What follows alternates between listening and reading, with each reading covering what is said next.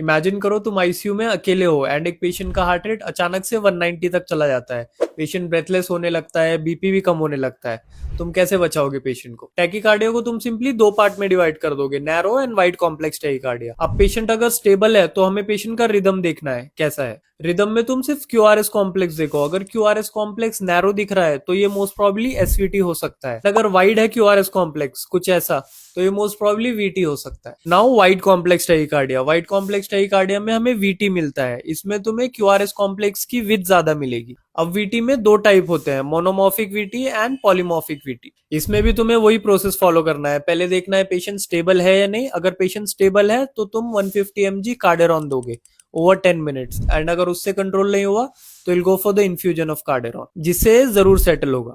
And अगर unstable है patient, मतलब बीपी लो है, सीवियर चेस्ट पेन है, या फिर मेंटल स्टेटस ऑल्टर्ड है, अनकॉन्शियस है, बट पल्स प्रेजेंट है, तो will go for the shock, that is synchronize cardioversion. Synchronize cardioversion में भी शॉक ही दिया जाता है at the peak of R wave, जब वेंट्रिकल्स कॉन्ट्रैक्ट होते हैं। नाउ आर वेव पे ही हमें क्यों शॉक देना है, क्योंकि गलती से अगर हमने टी वेव पे शॉक दे दिया तो patient will go into ventricular fibrillation, इसलिए we give synchronise cardioversion in VT and not normal shock, क्योंकि उससे वेंट्रिकुलर फिब्रिलेशन होने के बहुत चांसेस होते हैं। Simple. And polymorphic VT, that is torsades de pointes भी बोलते हैं इसे, इसमें तुम्हें कुछ ऐसा रिदम मिलेगा। वीटी ही है ये, बट पॉलीमॉर्फिक वीटी है, इसमें तुम्हें क्यूआरएस कॉम्प्लेक्स सिमिलर नहीं दिखेंगे, इसमें तुम्हारे QRS complexes will keep changing in size and shapes.